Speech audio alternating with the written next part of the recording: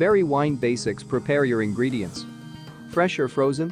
Both will work, but using fresh berries does require some planning ahead.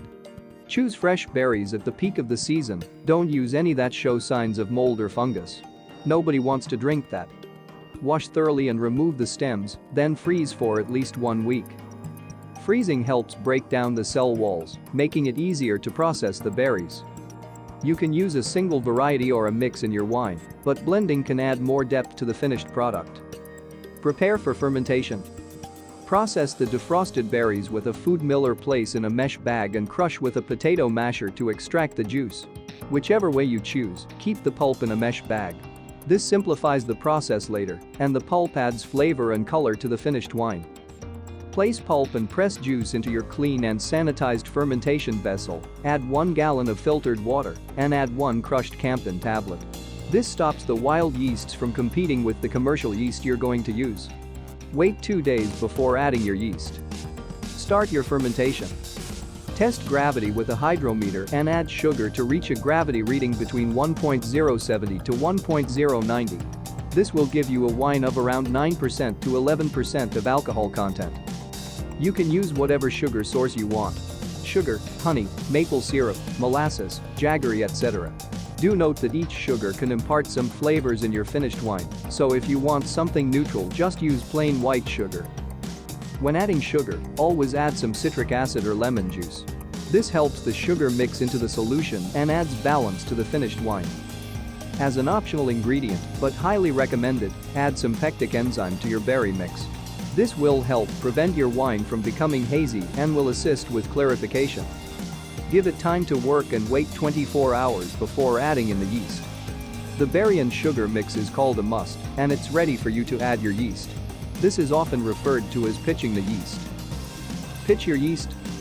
You can use whatever wine yeast you choose, but for berry wines we found that Red Star Côtes de Blancs or Lalvin 71V1122 works best.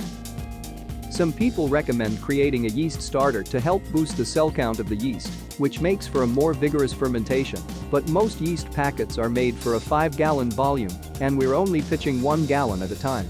We've never had any issues pitching the yeast directly. After pitching your yeast, give it a good stir and then cover with a towel and rubber band. Or better yet, cover with a lid fitted with an airlock. Place in a warm spot, 72 to 75 degrees, to ferment for about 10 days, or until the vigorous bubbling has subsided. If you want to get technical, the gravity should be at 1.020 or lower before transferring. Secondary fermentation. Now it's time to transfer your wine to another container, referred to as racking. This will not only help clarify your wine, but also improve the taste. Open your fermentation vessel and remove the pulp bag. Rack your wine into a glass carboy and top off with juice or filtered water until it is within 3/4 of an inch from the top. Any more space than this will cause your wine to oxidize. Seal your carboy with a bung and airlock and leave until it stops bubbling completely. Gravity reading should be 1.0 or less. At this point you can rack into another carboy to age and clarify further, or you can bottle it. Sometimes clarifying can take an additional 2 to 3 months, so if you're impatient like us, you can add a fining agent to improve clarity, and it will be ready in 1 to 2 days. Bottling. Taste your finished wine. Is it too dry or tart? It should taste like biting into a fresh berry. That's the flavor harvest we're trying to capture anyway. You may have to add some more sugar, honey, etc.